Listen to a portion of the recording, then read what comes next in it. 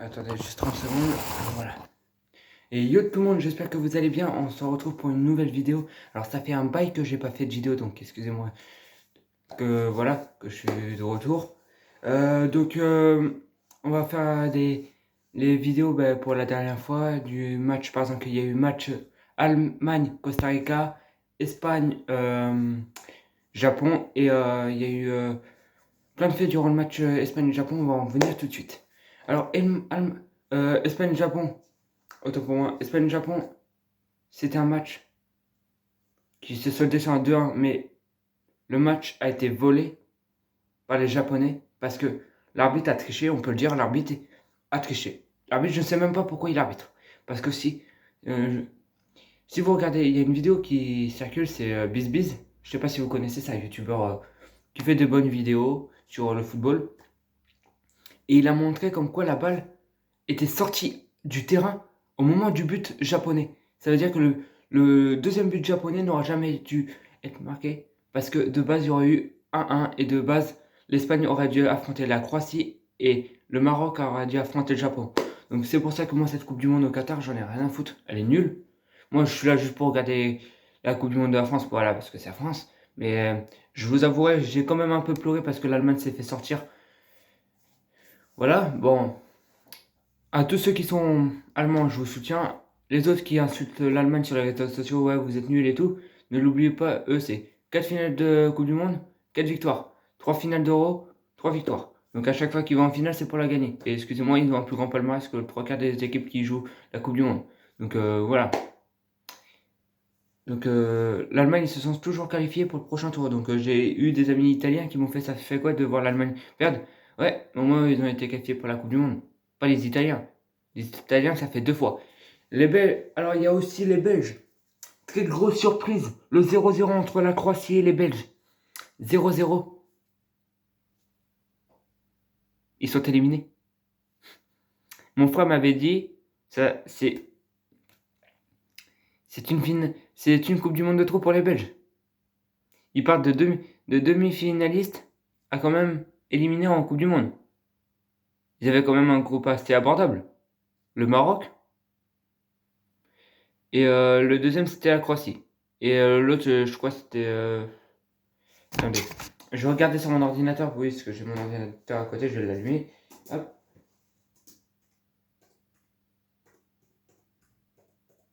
Donc,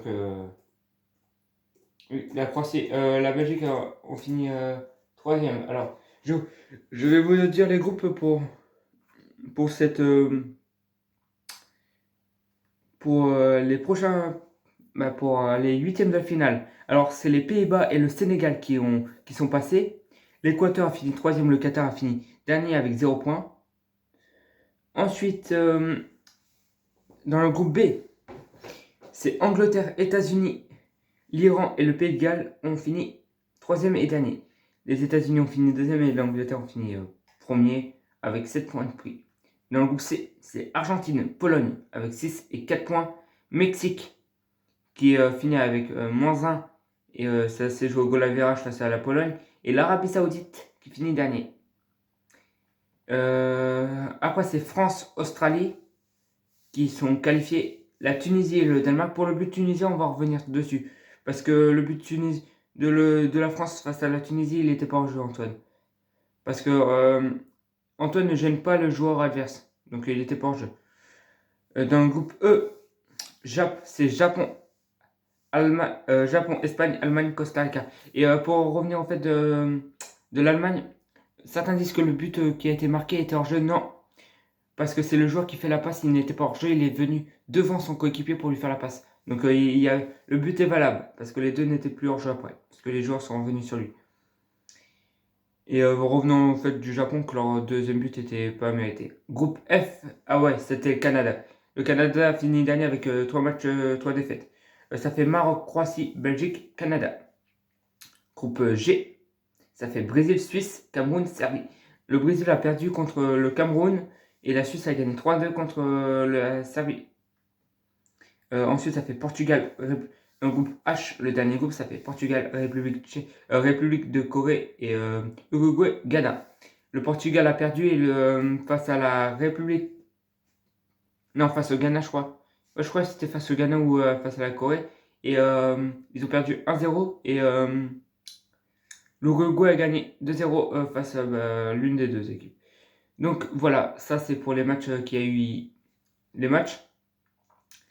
Donc pour les huitièmes de finale, c'est Pays-Bas, je crois, affrontent dans le groupe B les États-Unis et l'Angleterre affronte le Sénégal.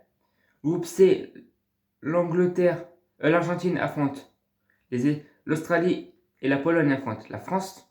Groupe H, le Japon affrontera le Maroc, la Croatie. Donc force aux Japonais parce que comme j'aime pas la triche, je vais être à fond derrière la Croatie. La Croatie vont les éliminer, ça c'est une certitude. L'Espagne affrontera le Maroc. Donc, et grosse force aux Marocains parce que de base, le Maroc n'aura pas dû affronter l'Espagne mais aurait dû affronter les Japonais. Groupe G, Brésil va se retrouver pour affronter la République de Corée et la Suisse va affrontera le Portugal pour ses huitièmes de finale.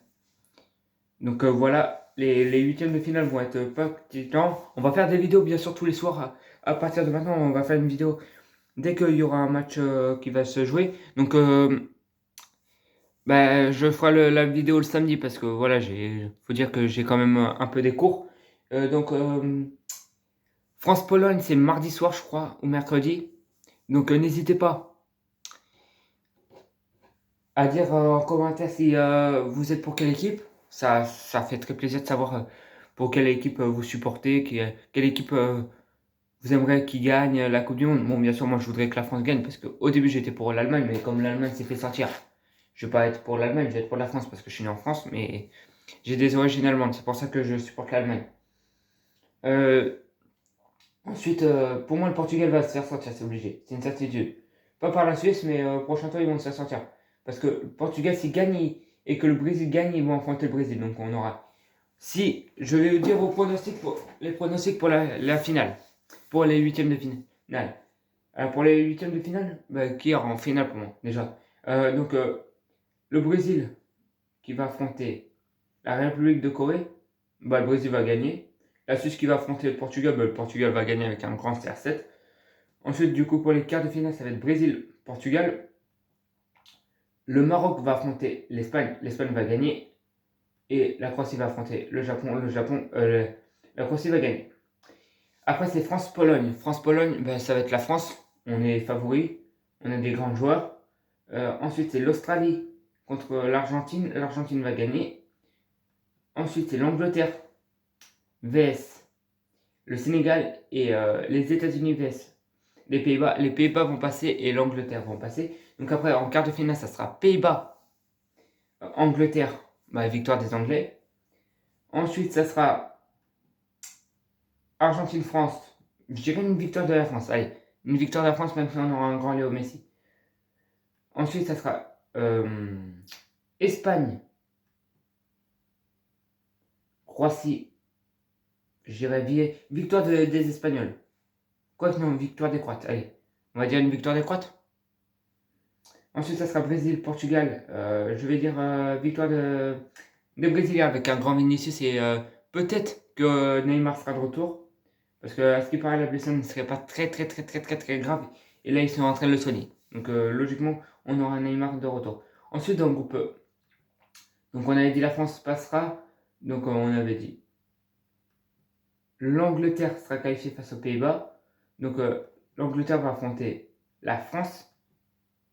Victoire des Français, parce que les Français sont favoris. Ensuite,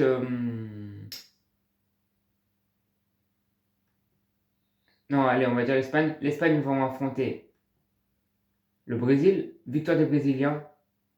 Une finale France-Brésil. Remake de 98. 3-0. Doublé de Kylian Mbappé de la tête. Et allez, un petit but de Théo Hernandez. Défense. Il va faire comme avait fait Manuel Petit face au Brésil. Il va remonter toute sa défense et il va aller inscrire un but. Ça vous va comme pronostic?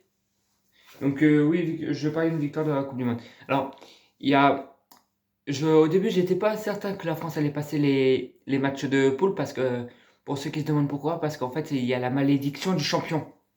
Pour ceux qui se demandent c'est quoi la malédiction du champion, c'est en fait, vous prenez par exemple l'Espagne, ils ont gagné la Coupe du Monde en 2010, 2014 ils passent pas les poules.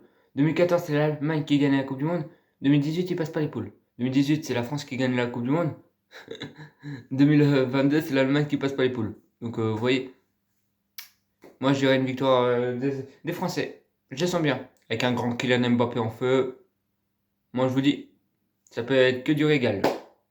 Donc n'hésitez pas à vous abonner à ma chaîne YouTube si ce n'est pas déjà fait. Liker c'est gratuit. Vous abonner aussi c'est gratuit. Et on se retrouve pour un débrief samedi quand il y aura eu le France-Pologne. Parce que comme ça je fais toutes les vidéos. En même temps je ferai les vidéos de tous les matchs qu'il y a eu. Parce qu'ils vont se jouer dans la semaine. Donc je ferai ça. Et bisous.